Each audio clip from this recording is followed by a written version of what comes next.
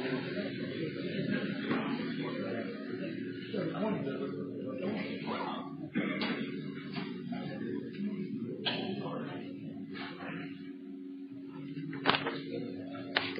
श्रवण करते हैं। श्री श्री बृहद भागवतामृतम प्रथम खंड सप्तम अध्याय हमारा शुरू हुआ है। शीर्षक इस अध्याय का पूर्ण। तो इसमें का श्रवण किया हम लोगों ने। विश्वकर्मा जी ने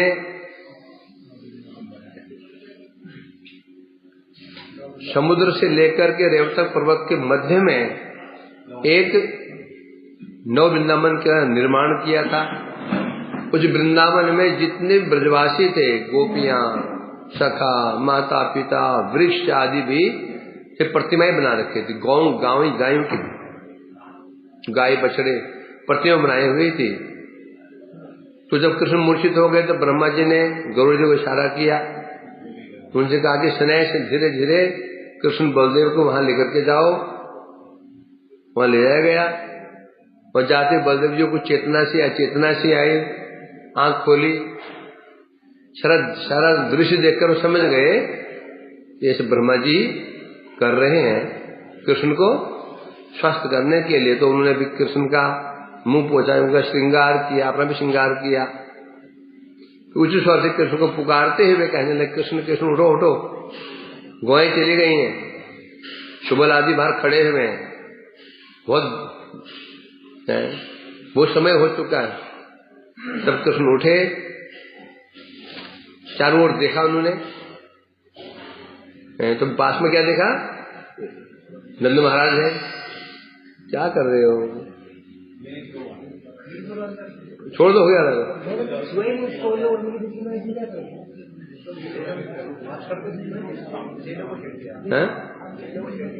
किसको?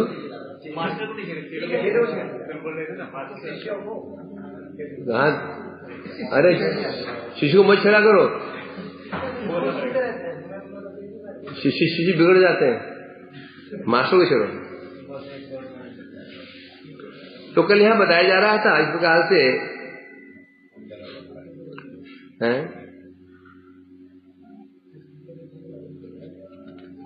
कृष्ण ने पास में खड़े नंद महाराज को प्रणाम किया, यशोदा को प्रणाम किया। बगल में खड़ी थी रोहिणी जी है। तब तो कृष्ण ने कहा था मैं रात में स्वप्न देखा। कैसे देखा? जागते हुए स्वप्न देखा। जो कुछ देखा बताया उन्होंने। मैं किस प्रकार से यहाँ से मैं मथुरा चला गया, कंस आदि का वध हुआ, द्वारका चला गया, सब बताया उन्होंने हैं। फिर देखा, फिर बोले मैंने ये देखा। फिर मैं समुद्र किनारे मैंने एक नगरी बसाई, नाम है द्वारकापुरी। अभी बताने का समय नहीं है। किसे कह रहे हैं? मैया से। अभी समय बताने का नहीं है। अभी गाय चली गई हैं, आकर के बताऊंगा।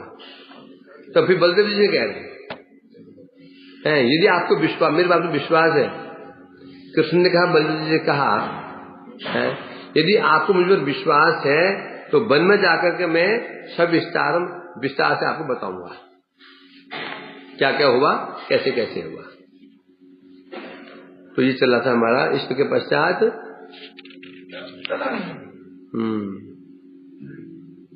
और कहाँ तो हो चुका था, प्रसिद्धवाद से भी हो गया था। हाँ, ये एवं संभाष्य जननीम अभिवंद सादरम वन भोगेक्षु आलक्ष रोहिण्योक्तो अभिज्ञया। बता रहे यहाँ पर इस प्रकार से जननी अपने यशोदा मैया से कह करके कि मैं अब देर हो रही है, जा रहा हूँ गोचारण में, बाद में से बताऊंगा आपको जो मैं क्या सपना देखा।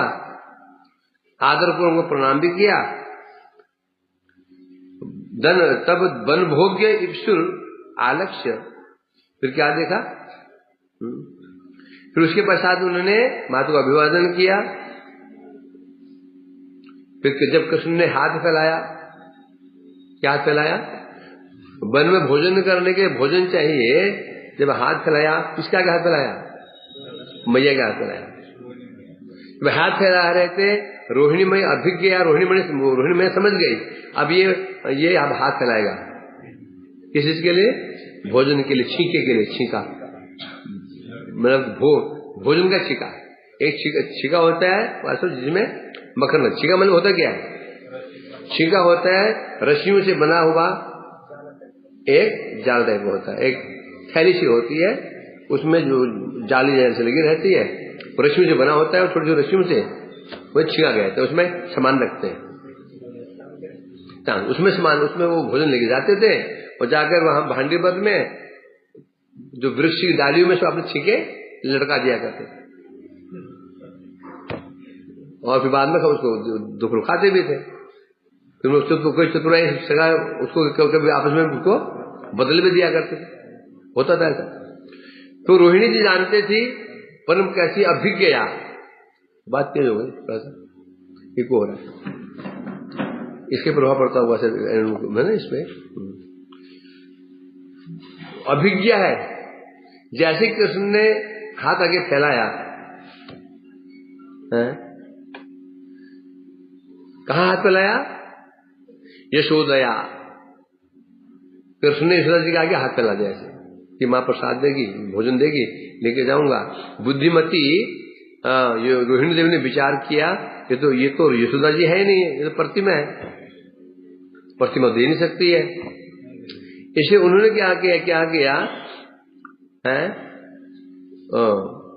कहीं ऐसा ना हो जब कृष्ण हाथ फैलाए मैया देगी नहीं तो बिल्कुल स्पर्श ना करें, हिला दिया, यदि हिला दिया पता चला ये तो मूर्ति है।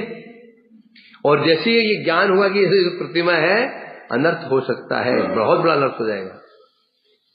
इसलिए कहीं अनर्थ ना हो जाए, कृष्ण को रोकने के लिए कि मैया को स्पर्श ना कर दे, तो रोहिणी जी कहने लगी, रोहिणी वाच भो वास्तव माताद्या तन्निद्राधिक्य चिंतया तदेक पुत्रा दुष्टेव तदलम बहुवार्तया। अब कृष्ण आगे बढ़े ही थे विष्णु मैया की ओर, मुझे छूने के लिए या मांगने के लिए। चट रोहिणी ने कहा, हे पुत्र, तो माता आपके तो माता अद्य तो निद्रा आदि के चिंतया। अभी तो सो रहे थे, सुबह से अभी तो तुम सो रहे थे, तुम्हारी अधिक नींद को देख करके तुम्हारी माँ बड़े चिंतित हो गए थे। तुम्हारी चिंता के कारण दुष्ट है वो, उसकी अवस्था कुछ खराब हो गई है, कुछ अस्वस्थ सी, दुष्ट एवं अस्वस्थ सी हो गई है, बीमार सी हो गई है, अस्वस्थ सी हो गई है। क्यों हो गई है? तो देख पुत्र, तुम्ही उनके मात्र संतान हो, उनकी एकमात्र संतान तुम ही हो, और वो पुत्र की जब ऐसी स्थिति हो गई है तो वो कुछ अस्वस्थ सी हो गई है। अतः अलम बहुवार्तया, इसलिए बहुत बात करने का, इसमें वार्तालाप करने की आवश्यकता नहीं है। बात मत करो, अब तुम गोचारण में जाओ।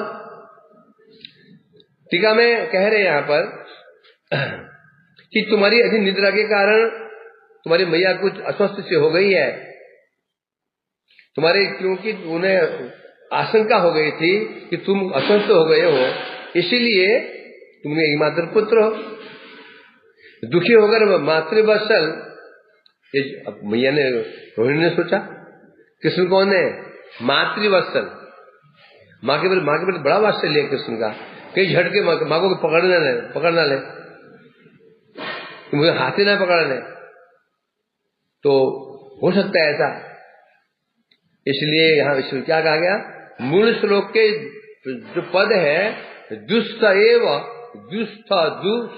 एव, अर्थात उनकी, अर्थात वो अस्वस्थ सी है, अस्वस्थ नहीं बोला, अस्वस्थ सी है, तो इसे उन्होंने निषेध कर दिया कि वो बीमार नहीं है, अस्वस्थ नहीं है, अस्वस्थ सी हो गई है, इसलिए इसमें जो वार्तालाप की आवश्यकता नहीं है। ऐसे क्यों बोला उन्होंने? अस्वस्थ क्यों बोला? कि हो सकता है जब सुने अस्वस्थ हो गई है, कृष्ण कहीं ये ना कहें तो ठीक है, आज मैं वन में नहीं जाऊंगा। तो मैं बीमार पड़ी हुई ना, मैं अस्वस्थ हो गई है, घर में रहूंगा, उनके पास ही रहूंगा, फिर क्या होगा? समस्या फिर बढ़ जाएगी। इसलिए किसी प्रकार कृष्ण को वहां से भेजना है। तो इसे कहा ना, अस्वस्थ नहीं है, अस्वस्थ सी है, चिंता करने की कोई जरूरत नहीं। अभी चिंता करोगे तो मैं गौ चराने गाय जंगल में निकल चुकी है। अग्रतो निश्रिता गास्तम गोपांश अनुसर द्रुतम मया उपस्कृत्य सद्भोग्यम वन मध्य प्रेष्यते। इसलिए पुत्र, अभी तुम मैया की चिंता मत करो, हम तो यहाँ पे हैं ही। इसे तुम अभी क्या करो? निश्रित्व, अग्र निश्रित्वा, यहां से निकलो, घर से बाहर होकर के द्रुतम तीव्र गति से जाओ, गायों का और सखाओं का अनुसरण करो। गायें बहुत आगे निकल चुकी हैं, तो सखा भी निकल चुके हैं, तुम उनका अनुसरण, उनके पीछे जल्दी जाओ, उनको पकड़ो। कैसे? द्रुतम, जल्दी जाओ। अब वन मध्य प्रहिष्यते, चिंता मत करो, है सद्भोग्यम, वन में भोजन करने के लिए मैं तुम्हारा भोजन वन में ही भेज दूंगी। भोजन सामग्री मया उपस्कृत्य उत्तम सद्भोग्य, उत्तम सामग्री, भोजन सामग्री मैं तुम्हारे लिए वन मध्य प्रहस्यते, वन में भेज दूंगी, तुम जाओ। वो हाथ चलाया, तब कह रहे चिंता मत करो, मैं अस्वस्थ जी है, आज रसोई उन्होंने बनाई नहीं है, जब रसोई बनाई नहीं है मैं वन में भेज दूंगी। टीका में कह रहे हैं, जब मैया ने उत्तर नहीं दिया है तो कृष्ण ये कहें तो रोहिणी मैया, तो ऐसे करता हूँ, आज घर में रह जाता हूँ, दाव तो गए हैं गोचारण में, मैया के पास में रहता हूँ मैं, ये ना कह जाए है। और ये चला गया तो खाऊंगा क्या? मैंने तो बनाया तो है नहीं, आज सुबह से तो बनाया नहीं कुछ, क्या खाऊंगा मैं? या तो यहीं रह जाता हूँ, गया तो खाऊंगा क्या मैं? ये बातें कही। दोनों बातों का समाधान करने के रोहिणी ने पहले कह दिया, तुम्हारी माँ अस्वस्थ सी है, अस्वस्थ नहीं है। भाई खाने पीने के बाद तुम शीघ्र निकलो यहाँ से, गायों और गोपालों का अनुसरण करो, उनका अनुगमन करो, और मैं सद्भोग्य उत्तम खाद्य सामग्री बना करके वन में ही भेज दूंगी। किसी प्रकार से वहां से हटाना चाहती है, किसकी बात से? हाँ, मैया के बात हटाना चाहती है। कहीं स्पर्श कर लिया आवेश में आकर के, जैसे ही अभी कृष्ण उनकी चेतना लौटी नहीं है। अभी क्या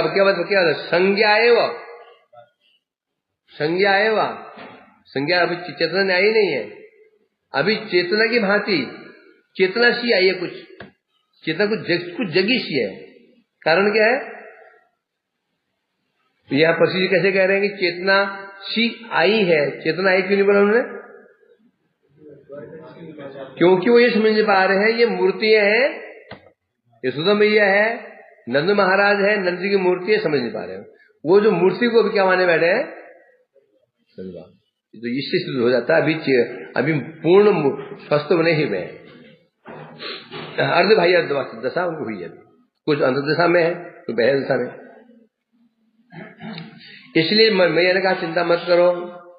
श्री परिषदवाच तथा बदंतिम सुस्निग्धाम रोहिणी च अभिवाद्य स्थितम करतले मातुर्नवनेतम शनेर्हसन चौर्येणेव समादाय निज्येष्टम समावयन अप्राप्याग्रे गवाम संगे गतम न भूजे घृणी। अब हो क्या? जब रोहिणी जी ऐसे कह रहे थे, कैसे कह रहे हैं? रोहिणी जी कैसी हैं? सुस्निग्धाम, अति स्नेहवती, कृष्ण के प्रति अति स्नेह भाव है, स्नेहवती रोहिणी देवी ऐसे कह रही थी। उनकी बातों को सुनकर के ताम अभिवाद्य, कृष्ण ने उनका अभिवादन किया, उनके चरण छुए, उनको प्रणाम किया, और प्रणाम करके फिर क्या किया, शनैर हसन, मंद मंद मुस्कुर हंस, धीरे धीरे हंसते हुए, मातुर करतले नवनीत स्थितम, मैया के हाथ में, यशोदा मैया के हाथ में नवनीत था, मक्खन रखा था, ऐसे मक्खन रखा था हाथ में। धीरे से चोरिये ने वह समाधाय, किसने चोरी से मक्खन ले लिया, हाथ में मक्खन रखा था, चोरी चुप, जैसे चोर है, चोरिये ने वह समाधाय, सनर हसन चोरिये ने वो, चोरी की भांति चोरी करके उन मैया के हाथ से नवनीत धीरे उठा लिया कि मैया को पता नहीं चल जाए। ऐसे उठाया, जोर से उठाऊंगा तो मैया का हाथ, मैया का हाथ में स्पर्श हो जाएगा, वो समझ जाएगी चोरी कर रहा है कि नहीं। चोर ऐसी जेब काटते हैं कि तुम्हारी त्वचा को स्पर्श भी नहीं हो, बिल्ली ऐसे मारेंगे, और केवल जेब की जो बाहर पड़ते हैं ना वो कपड़ा, वही कटेगा, अंदर नहीं कटेगा, व्यक्ति जांग चीर जाएगी, फिर हो जाए पिटाई है? ऐसे करते हैं, पता भी नहीं चलेगा। बटुआ से निकालेंगे तो तुम्हें स्पर्श भी नहीं होगा उसका हाथ का। चोरी ने मुझे कृष्ण ने ऐसे मक्खन उठाया, मैया को पता भी ना चले, धीरे धीरे उठाया बस, और समाधाय उस मक्खन को लेकर के हैं चोरी करके, निज ज्येष्ठ समा आह्वायन, अपने ज्येष्ठ का आह्वान किया। ज्येष्ठ कौन? बलदेव जी का आह्वान किया, उनको पुकारने लगे। अप्राप्य अग्रे गवाम संगे गतम न भुभुजे घृणी, किंतु बलदेव जी तो गवाम गायों के संग में आगे चले गए थे, इसलिए अप्राप्य। कृष्ण पुकारे बलदेव जी को, बलदेव जी आगे ही गायों के सामने आगे निकल गए थे, इसलिए कृष्ण ने वो मक्खन हाथ में था न बुबुजे, दब दिखा दिया। क्यों नहीं खाया? क्योंकि कृष्ण जो कुछ भी खाते थे बलदेव जी को देकर के ही खाते थे, कभी नहीं वो अकेले घटक गए नहीं, कुछ भी मिलता था सखाओं को खिलाते थे, बलदेव को खिलाते थे, नियम था उनका। तो जो मक्खन चोरी कर लिया, अब बलदेव आगे निकल गए थे, अतः न बुबुजे, उन्होंने खाया नहीं, उसको हाथ में रखा। टीका में कह रहे हैं, परम स्निग्धा रोहिणी देवी की बातों को सुनकर कृष्ण ने उस प्रतिमा रूपा यशोदा को अपनी मैया समझा। जब रोहिणी देवी ने कहा तेरी मैया कुछ अस्वस्थ सी हो गई है तेरी चिंता में, तो कृष्ण के अंदर हृदय में मैया के प्रति स्नेह उमड़ आया है, तो उसने उस प्रतिमा को मैया, अपनी मैया ही समझा। अर्थात यहां से क्या सिद्ध होता है, यहां वजह सिद्ध होता है, संत गोस्वामी जी कह रहे हैं, यशोदा जैसा आदर कृष्ण का यशोदा देवी के प्रति था, वैसा आदर रोहिणी जी के प्रति भी था। जो नॉर्मली यही होता है, जब कृष्ण ने, रोहिणी मैया ने कहा तेरी मां अस्वस्थ सी हो गई है, चिंता मत करो, तो कृष्ण चले गए। ये क्या सिद्ध होता है? क्या सिद्ध होता है? मतलब कि इतना विश्वास है रोहिणी जी के ऊपर, फिर मैया अस्वस्थ नहीं हुई है, ये यहां विश्वास दिखाता है। इसका मतलब कृष्ण को जितना प्रेम यशोदा मैया से था, रोहिणी से भी उतना ही प्रेम था। प्रेम का आधार क्या होता है? विश्वास। प्रेम कैसे प्रकाशित होता है? विश्वास से प्रकाशित होता है, विश्वास से। इसलिए विश्वास करते हैं, ऐसे ध्वनि तो होता है। यहां स्पष्ट हो जाता है कृष्ण को यशोदा मैया की भांति ही रोहिणी के वचनों पर भी विश्वास, प्रगाढ़ विश्वास था। इसलिए उन्होंने कोई तर्क वितर्क नहीं किया, मैं ये रह जाऊं, कैसी बीमार पड़ गई, क्या आप सत्य, आपके सच कह रही हैं? हम क्या बोलते क्या ये सच में सच है? क्या ये सच है? क्या बोलते? मेरे सच में अस्वस्थी हो गई है। कोई क्वेश्चन मार्क नहीं लगाया। क्वेश्चन मार्क दिखाता है अविश्वास को। शास्त्र, हरिगुरु वैष्णव शास्त्र वचनों में जब हम क्वेश्चन मार्क लगा देते हैं, ये कैसे हो सकता है, तो समझो यानी क्या झलक रहा है? अविश्वास झलक रहा है, अविश्वास। और अविश्वास का लक्षण क्या है? अश्रद्धा। श्रद्धा शब्द विश्वास को है शुद्ध निश्चय। श्रद्धा का माने क्या होता है? दृढ़ विश्वास। किसमें? शास्त्र वचनों पे, गुरु वचनों पे, वैष्णव वचनों पे, तीन जो वचन हैं इन पर दृढ़ विश्वास। यदि है तो श्रद्धा है, यदि विश्वास नहीं है तो श्रद्धा ही नहीं है। कौन श्रद्धा? पारमार्थिक श्रद्धा। लौकिक श्रद्धा बहुत दिखी जाती है। हमारे जैसे जो नौसिखी हैं उनके अंदर बहुत श्रद्धा दिखी जाती है। कौन श्रद्धा? लौकिक श्रद्धा बहुत दिखी जाती है, बहुत श्रद्धा दिखी जाती है। वो श्रद्धा लौकिक बहुत दिखी जाती है। पारमार्थिक श्रद्धा आसान नहीं है। और पारमार्थिक श्रद्धा, लौकिक श्रद्धा 1 क्विंटल भी हो जाए कोई महत्व नहीं है। और पारमार्थिक श्रद्धा एक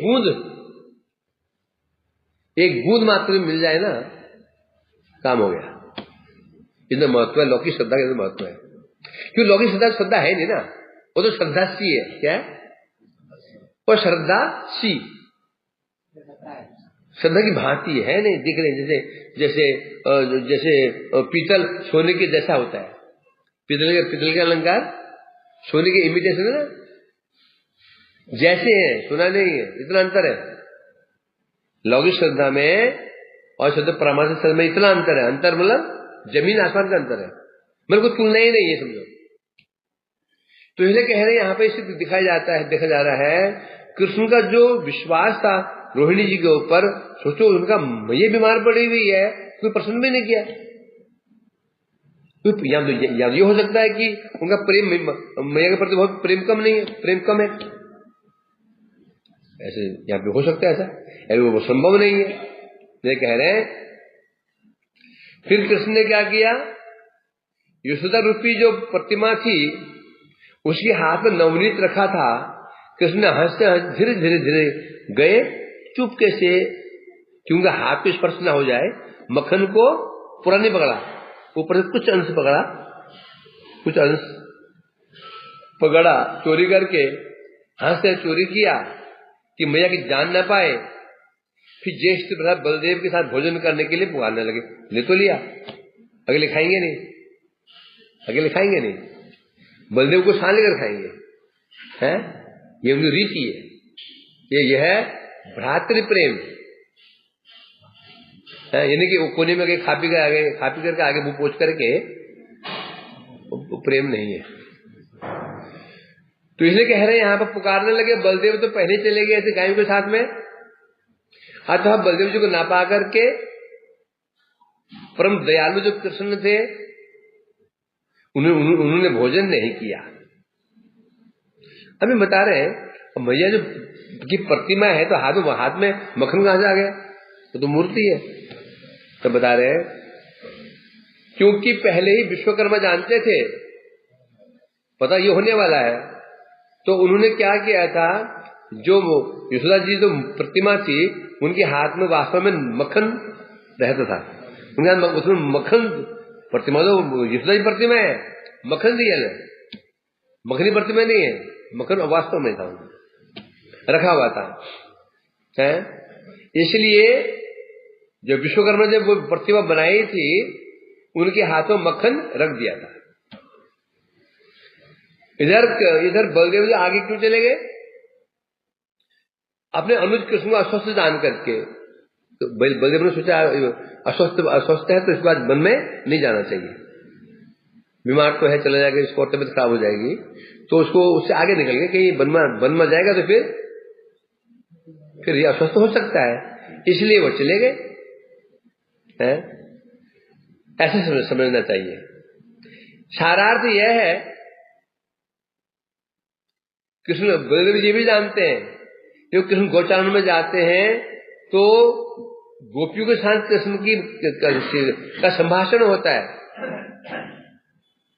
बलदेव बलदेव सब जानते हैं ये जब गौशाला जाते हैं ना तो पीछे हो जाते हैं, आते हुए भी जाते हुए भी।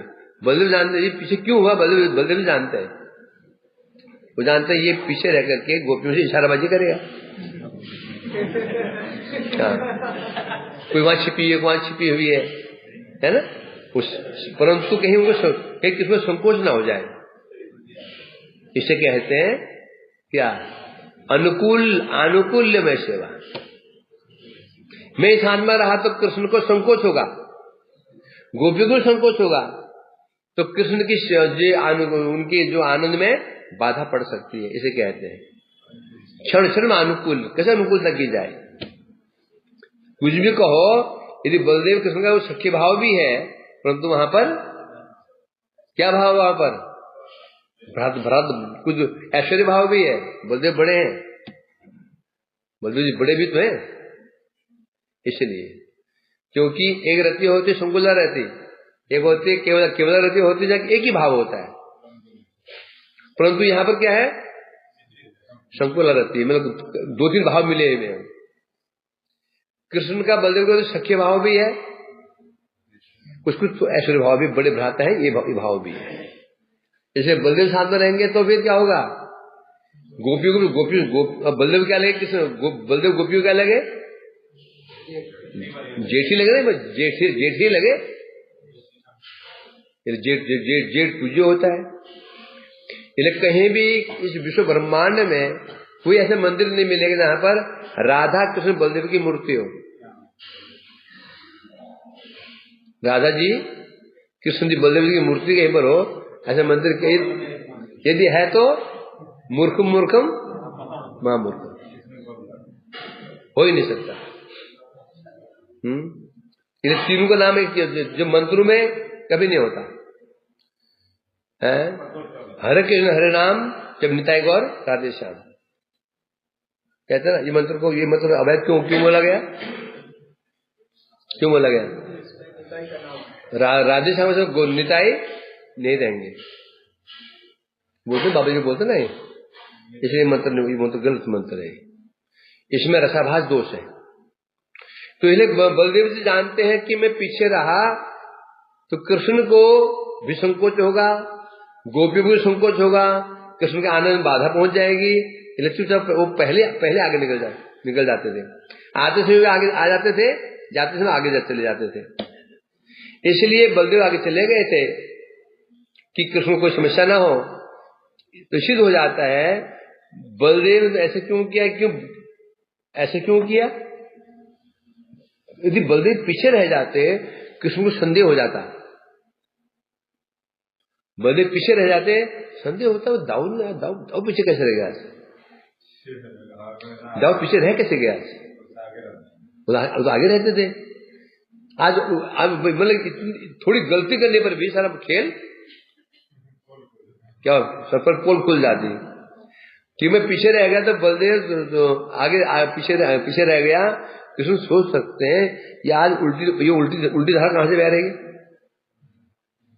बोलो आगे चले जाते हैं, फिर जानबूझ करके आगे चले गए क्योंकि उसको संशय ना हो जाए। इसलिए कह रहे हैं यहां पर कि ब्रज में पहले भी यही रीति थी, यहाँ ये विचार दिखाया गया तो सिद्ध हो जाता है ब्रज में पहले ऐसे होता था, तो बलदेव भी ऐसा ही कर रहे हैं। इसलिए कृष्ण को किसको संदेह नहीं हुआ मैया की बातों में, मैया के प्रति, क्योंकि रोहिणी की बातों में विश्वास है तो मैया के प्रति उनका विश्वास नहीं हुआ है, बलदेव पर विश्वास है, बलदेव आगे चले गए हैं तो कोई उनको अभी संदेह नहीं हुआ। भोग्यम माध्यनिक चाटुपाटवेन समातरौ संप्राथ पुरुतो गत्वा गोपी संभाष नर्मिभि रुन्धानो वेणुनादिर् गावर्तमानं सहालिभि राधिकामग्रतो लब्ध्वा सनर्मे स्मितम् अब्रवीत्।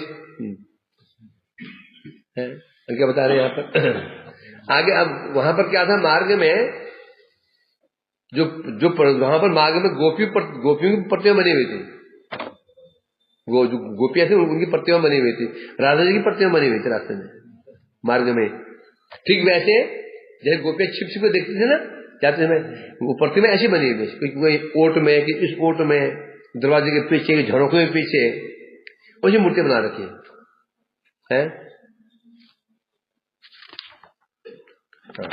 ये बता रहे हैं यहाँ पर। इस प्रकार से दोनों माताओं से भोजन सामग्री की प्रार्थना करके कृष्ण ने प्रार्थना किया दोनों माताओं से, और प्रार्थना करके तो कृष्ण कुछ दूर पर गए तो वहां पर देखा कि गोपियां खड़ी हुई हैं। उन गोपियों से हास परिहास करने लगे। अब उनको छूने का मतलब ही नहीं था, वहां छूने खतरा ही नहीं था। क्यों नहीं था? कि ब्रज में कभी कृष्ण गोपियों छूते नहीं थे सब सामने, वहां कोई समस्या नहीं थी। समस्या क्यों लगी थी? किसके ऊपर? यशोदा के ऊपर वहां समस्या थी कि नंद बाबा को छुएंगे नहीं, वो मैया को चिपट सकता है, क्योंकि मैया क्या थी? अस्वस्थ थी। मैया आपको क्या हो गया? ऐसे पकड़ सकते हैं ना, हिला सकते हैं। तो पीछे गए, उन्हें परिहास करते, वार्तालाप करने लगे, गोपियों से वार्तालाप कर रहे हैं। फिर वेणुनाद किया उन्होंने, वेणुनाद में गायों को रोका है। फिर कुछ आगे गए तो सखियों के साथ में वहां कौन थी? राधिका जी विराजमान थी। सखियों के साथ में विराजमान थी राधिका जी। कृष्ण ने मंद मुस्कुराते हुए, हंसते हुए उसे कह रहे हैं, राधा जी कह रहे हैं, टीका में कह रहे हैं, इस प्रकार से माताओं से भोजन मांग करके, उनको प्रणाम करके कृष्ण आगे पहुंचे। कुछ आगे जाने पहले दर्शन हुए चंद्रावली जी के। पहली प्रतिमा किसी थी? चंद्रावली आदि, जो चंद्र उनकी पक्षी की थी। उनके दर्शन किया, उनसे परिहास किया, उनसे कुछ बातचीत की। उसके बाद फिर आगे गए तो देखा कौन खड़ी हुई है? राधिका जी खड़ी हुई, सखियों अपने जो सखियों के साथ में राधिका जी खड़ी हुई है। उनकी ओर मंद मंद मुस्कुराते हुए देखा, कुछ परिहास करते हुए कहने लगे। किस प्रकार बता रहे हैं यहाँ पर? फिर उसके बाद गायों को रोकने के लिए सांकेतिक वेणुवाद्य किया। ये क्या होता है? जो वेणुवादन करते थे तो संकेत होते थे। गोपियों को पुकारना है, वेणुवादन और प्रकार का, समझना आसान है। तो तुम देखा क्या? एक बंदर छोटे बच्चों को खूब मार रहा, पट के मार रहा, काट रहा, चिल्ला रहा है। कोई भी और बंदर खड़े हुए, सबको कोई पास में नहीं जा रहा। कभी ऐसा होता है कि एक बंदर छोटे बच्चे से भागता मारता है, सब और बंदर चिपट जाते हैं। ऐसा क्यों? मुझे देखो, एक बंदर बंदर के बच्चे को मार रहा, काट रहा है, ऐसे करके चिल्ला रहा है, और कोई बचाने नहीं आ रहा है। और कभी क्या हो रहा है कि एक बंदर एक बच्चे के पीछे भागता मारता है, सारे बंदर उसके पीछे पड़ जाते हैं। ऐसा क्यों? वो जानते हैं ये माँ बच्चों को दंड दे रही है। हो गया रहा वहां पर, सब बंदर जानते हैं ये माँ है इसकी, ये बदमाशी कर रहा है, तो माँ मार रही है इसको, तो बजाने नहीं आएगा। तू देखना इसको, कोई बजाने आएगा ही नहीं, सब देख रहे हैं उसको आराम से, और मैं काट रही इसको। और जब तू देख रहे हो बंदर कोई और बंदर काटने के लिए आया तो घेर लिए, तो क्या मानना पड़ेगा? ये बंदर दूसरे पक्षी का है। अब चिल्लाना, वो बंदर आते क्यों नहीं है? वो चिल्लाने में भेद होता है, वो जो अंतर भी होता है। जब माँ काट रही, माँ बंदर मार रही हो, वो रोना अलग होता है। जब कोई दूसरा बंदर मारे, रोना अलग होता है। हम समझते एक समान नहीं होता हो। जब माँ और बच्चे को मारती है इस जगत में, वो रोना और टाइप का होता है। जब कोई पड़ोसी मारता है तो वो और टाइप का होता है।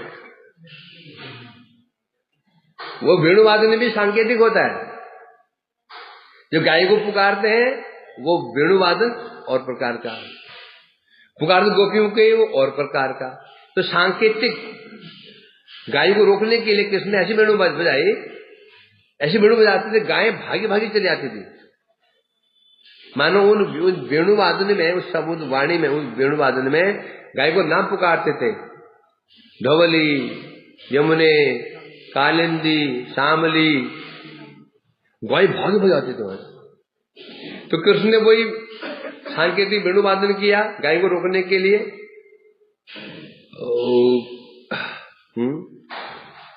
और गाय रुक भी गई। उसके बाद गाय रुकी तो फिर कृष्ण राधिका आदि गोपियों से स्वतंत्र रूप में बातें करने लगे। इस प्रकार पहले भी ब्रज में जब कृष्ण वन में जाते थे तो गोपियां कृष्ण का दर्शन करने के लिए घर से बाहर अगर मार्ग में स्थान स्थान पर कोई यहाँ खड़ी हो गई, 4-5 कोई अपने दल के सामने खड़ी हो जाती थी। क्या प्रमाण है? प्रमाण है 10वें स्कंद में मथुरा की स्त्रियों का कथन है। मथुरा की स्त्रियों ने 10वें स्कंद में कहा था, क्या कहा था? ब्राह्मण स्त्रियों ने कहा था, उन्होंने कहा था प्रात ब्रजाद ब्रजत आविशतश्चविधायम् गोभी समं पणयन्तो अस्य निशम्य वेणु निर्गत्य तूर्णमबला पति भूरि पुण्या पश्यन्ति स्मृत मुखम सदयावलोकम। जो मथुरा की जो रमणियां थी, किशोरियां स्त्रियां थी रमणियां, वही कह रही है। अब बोलो तो इन्हें कैसे पता चला कि ब्रज में ऐसा होता है? ये पता कैसे चला? क्योंकि गोकुल यहाँ ब्रज से गायों जो स्त्रियां जाती थी, फूल बेचने वाली, फल बेच जाने जो शहर में जाती थी, तो उन लीलाओं का गान करती थी। वो लीला गान करते हुए वहां पर फल बेचा करती थी, उसको सुनती थी, तो दिखा कभी नहीं है। तो तब कह रही है ऐसा होता है हरदम। और जो फल बेचने वाले क्या करती, वही गान करती थी, जो लीलाएं देखती थी आसपास से। पूछो। नहीं होता है, फल बेचने तो मतलब शहर से वो गांव से शहर में फल बेचने आते हैं, ये तो सुना है। शहर से फल गांव में कुछ फल ऐसे होते हैं जो वन में नहीं होते हैं, कुछ फल होते हैं जो वन में नहीं होते हैं, जो बाकी बाहर से आते हैं, फल ऐसे होते हैं। और कुछ ऐसे होते हैं जो शहर में वन में होते हैं, कभी कैसे बिंदौनी मिलते हैं, और फिर बाहर से आते हैं। ऐसे कुछ होगा। जो मथुरा क्या है, राजधानी है, तो वहां पर सर्वत्र आते हैं। क्या हो सकता है वो जो मथुरा से नहीं गई, वो किसी अन्य गांव से गई। हाँ, मथुरा मंडल है ना, पूरा मथुरा मंडल है। पूरा मथुरा मंडल में 84 कोस है। किसी मथुरा मंडल में किसी और गांव से जाते हो फल बेचने के लिए, तो ऐसा होगा कुछ। तो इसलिए कह रहे हैं यहाँ पर, वहां कहा था उन्होंने, उन रमणियों कहा था, प्रात ब्रजाद ब्रजत आभिष्ट सायं। कृष्ण से प्रातः काल जब ब्रजत वन की ओर गमन करते हैं, कृष्ण प्रातः काल जब वेणुवादन करते करते वन को गमन करते हैं, यह सायं आविष्ट ब्रजात ब्रजत आविष्ट सायं। ब्रज मने जाना। ब्रजात ब्रजत, जब ब्रज से जाते थे, सायं आविष्ट, शाम को जो प्रवेश होते थे, आविष मने प्रवेश होना। सुबह वन में ब्रज से जाते थे और शाम को ब्रज में प्रवेश करते थे, दोनों बार, सुबह शाम। है कैसे करते थे? गोभी समम, गायों के साथ में, कोणयंतो आश्रिशम में वेणु, जाते समय जाते थे वेणुवादन करते हुए, आते समय आते थे वेणुवादन करते हुए। तो जाते समय वेणुवादन क्यों कर रहे हैं, आते हुए वेणुवादन क्यों कर रहे हैं? वेणु जंगल में बनाना चाहिए, जंगल में वेणुवादन कर रहे हैं, आते समय क्यों वेणुवादन कर रहे हैं? गोपियों को सावधान करने के लिए, आ रहा हूं, तैयार हो जाओ, जाते समय मैं जा रहा हूं, बाहर से बाहर निकल आओ, आते से बाहर निकल आओ, जाते दोनों बाहर निकल आओ। जा रहा हूं बाहर निकलो, हैं? खूब इतना पान कर ऊंट की भांति। ऊंट क्या करता है? एक दिन पानी पीता है, फिर कई दिन पानी नहीं पीता, खूब एक दिन पी दबा के पी लेता हूं। किसी कहा तुम ना अब जा रहा हूं, खूब पान कर लो, रसामित का पान कर लो, शाम तक तुम फिर ऐसे रहना है। और शाम को क्यों हो जाते हैं? जो जानते हो उनका स्टॉक खत्म हो गया, स्टॉक खत्म हो गया उनका, जो पान कर लेते थे। आ गया हूं, बैटरी चार्ज कर लो, इसलिए होता है। क्योंकि नहीं तो गाय तो चली रही है, बताने का मतलब नहीं बनता आते जाते आते जाते। इसलिए कह रहे हैं यहां पर गोपियां मधुर रमणीय कह रही हैं, जब प्रातःकाल किसी वन में गमन करते थे, साय को लौटते थे, तब निशम्य वेणुम, अश्य निशम्य वेणुम, तो तब उनकी जो वेणु ध्वनि थी उसको सुन करके निर्गत तूर्णम अबला पति भूरि पुण्य। अबला कैसी है? भूरि पुण्य, जिनके पुण्य अथाह पुण्यवती, अथाह पुण्यवती जो गोपियां थी, तूर्णम वो अबलाएं गोपियां निर्गत घरों से निकल करके रास्ते में खड़ी हो जाती थी। गोपी को क्या बोला गया इधर? भूरि पुण्य, महा महापुण्यवती गोपियां। गोप्य तपः किम अचरम, है ना? गोपी ने तजी क्या तपस्या की कि रमणीय कह रही हैं। पश्यंती, रास्ते में खड़ी हो जाती हैं, और इस पश्यंती स्मित मुखम सदयालोकम, फिर कृष्ण का कैसे कैसे मुख दर्शन करती है, मंद मंद मंद मंद मुस्कान युक्त मुख का दर्शन करते हैं। कृष्ण के मुख पर क्या होता है? मंद मंद मुस्कान। और कटाक्ष कैसे करते हैं? तिरछी नेत्र से देखते हैं कृष्ण को, सीधा नहीं देखते हैं। क्योंकि रहस्य, जहां रहस्य है वहां पर आनंद होता है। खुल जाए तो बंद मुट्ठी तो लाख की, खुल जाए तो तुम बाहर से आए ऐसे करके, चुपचाप कर घुस गए ऐसे करके, बोले पर क्या लाए? सब बाहर खड़े हो जाएंगे, ऐसे आंख फाड़ देंगे क्या हाथ में, खोल दिया करे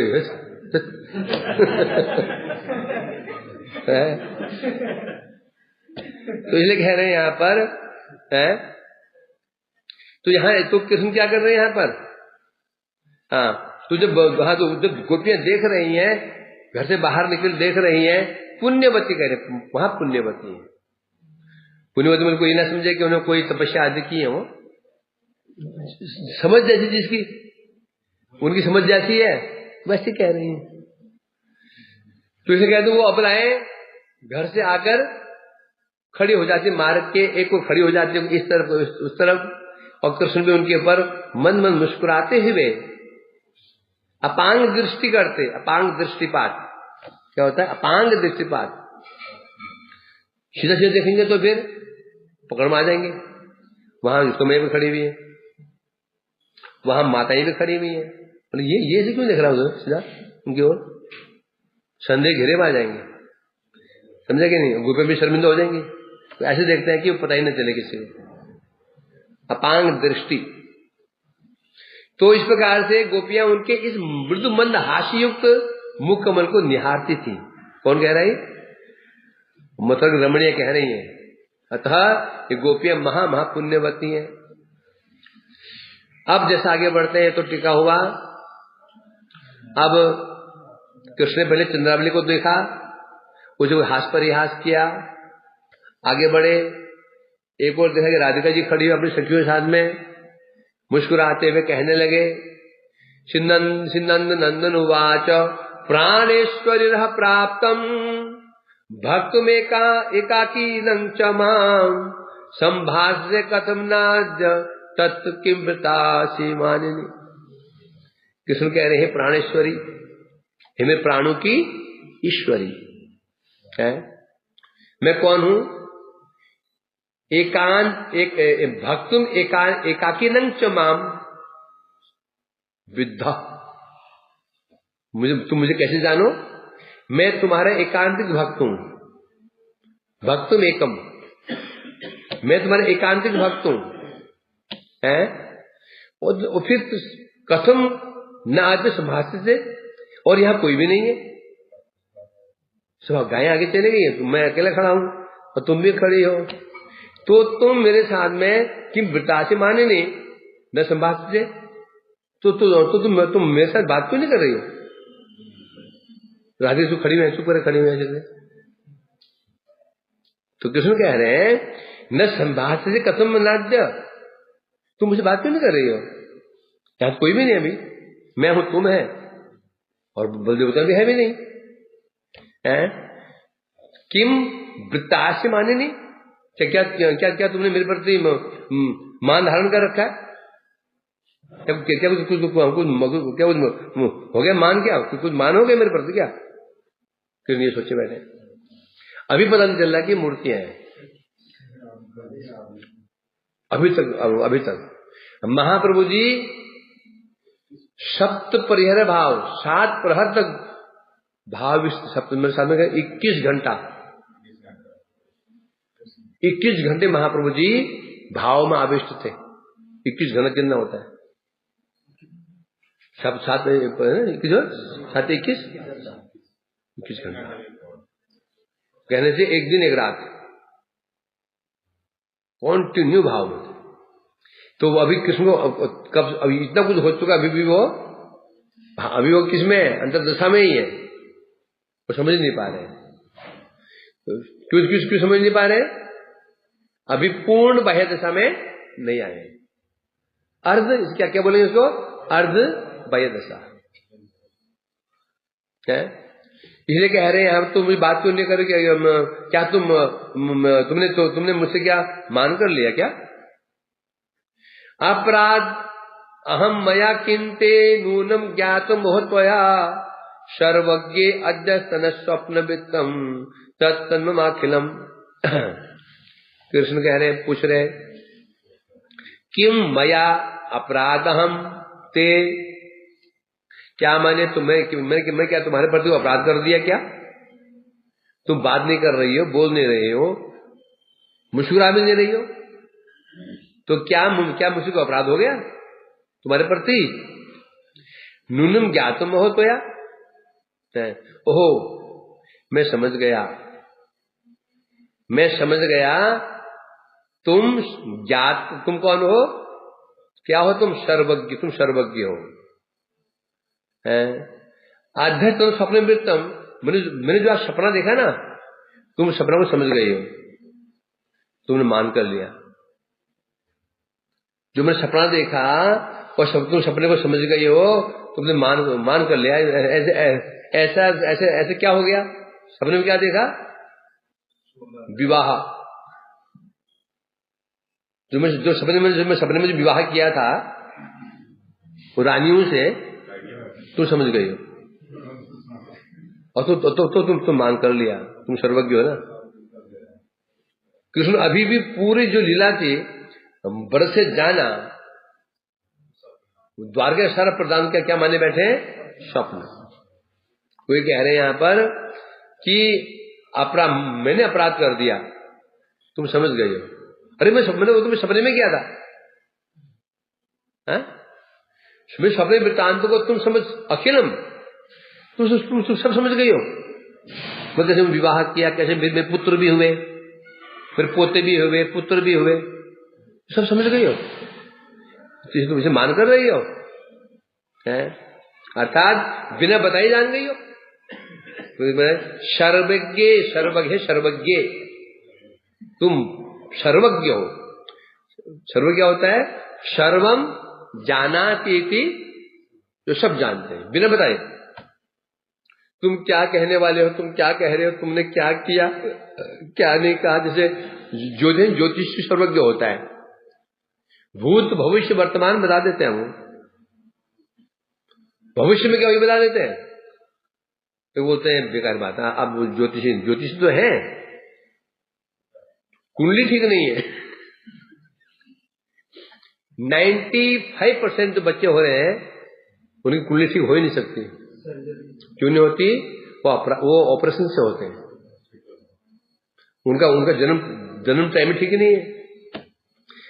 रियल नेचुरल जन्म यदि होगा, उसमें जो समय लिखा जाए, उससे ज्योतिषी है, ज्योतिष शास्त्र है, अभी भी ज्योतिष है, क्यों नहीं है? समस्या हमारी है, हमारी कुंडली, हमारा वो टाइम ही ठीक नहीं है, लग्न ठीक नहीं है, तो ज्योतिष क्या लगेगा? नहीं, हमने तो हम कुंडली मिलाई थी, दोनों की कुंडली मिल गई थी, लड़का लड़के की 36 गुण मिल गए थे, तो झगड़ा क्यों हो गया? वो दोनों कुंडली गलत थी। गुण तो एक भी नहीं मिला था, वो जन्म गलत हुआ। आपको बच्ची कैसी हुई थी? ऑपरेशन से। बच्चा कैसे हुआ? ऑपरेशन से। मैंने पूछा जो लड़की थी ना, वो जन्म कैसे हुआ था? वो तो ऑपरेशन किया था। और लड़की वाले को जन्म कैसे ऑपरेशन? इसलिए ठीक है। फिर तो जूते चलने वाले ना, फिर जूते चप्पलें चलने वाले ऐसे अवस्था में क्या होगा? इसीलिए होता है ये।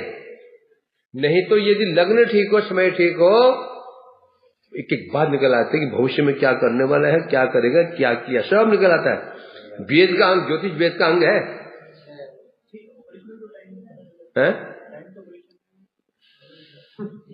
क्या पता चलेगा? तो गया, परंतु जो दो दिन बाद होने वाला तो पहले कर लिया। डॉक्टर साहब, पंडित जी, शुभ मुहूर्त कब है? तो डॉक्टर ने कहा इसका बच्चा तो नेचुरली तो ये तो इसका जन्म कल ही होगा, आज नहीं हो सकता। नहीं, अशुभ लग्न है। हाँ जी लग्न, हाँ जी 5:06 पे है, तैयार हो जाओ। पहले कर लिया। यदि ऐसा हो गया ना, सब बच्चे क्या बन जाएंगे? भाग्यवान हो, सब भाग्यवान हो जाएंगे। फिर क्या हो जाएंगे? सब भाग्य। कौन बेवकूफ है अपने बच्चे का जन्म शुभ मुहूर्त में नहीं करेगा? तो बेवकूफ है क्या? सब क्या बन जाएंगे? सब भाग्यवान। कोई गरीब रहेगा ही नहीं, कोई मूर्ख नहीं रहेगा, कोई गरीब नहीं रहेंगे, सब धनीमानी और सुंदर। सब संभव है क्या? इसलिए होता है, वो संभव नहीं है। समस्या आज के लिए आ रही है। सर्वज्ञ से कहते हैं, कुंडली देख करके सब बता देंगे वो क्या करने वाला, क्या नहीं करने वाला, क्या करने क्या नहीं करने वाला। कुंडली ठीक हो तो। आज की प्राय समस्या ये होती है ना, वो अब नेचुरल जन्म पर बहुत कम ही रेयर होता है, गांव में होता है, शहरों में नहीं होता वो। क्यों होता? तितर जन्म कैसे हुआ? तितर कैसे हुआ?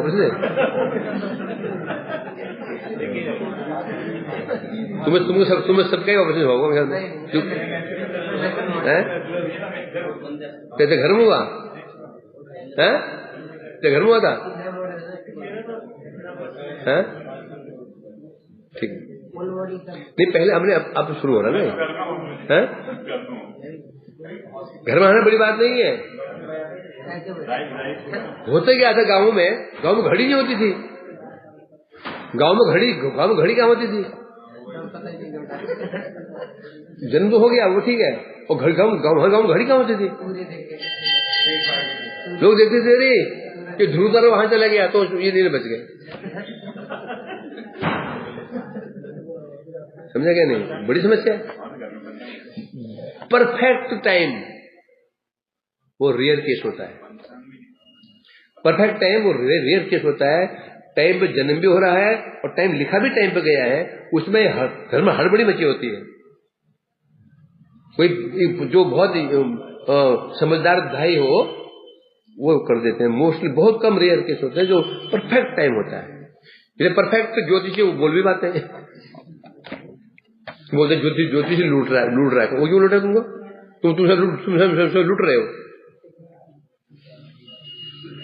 तो कह रहे किसने कहा सर्वज्ञ तुम सब समझ गई हो जो सपने में जो किया था।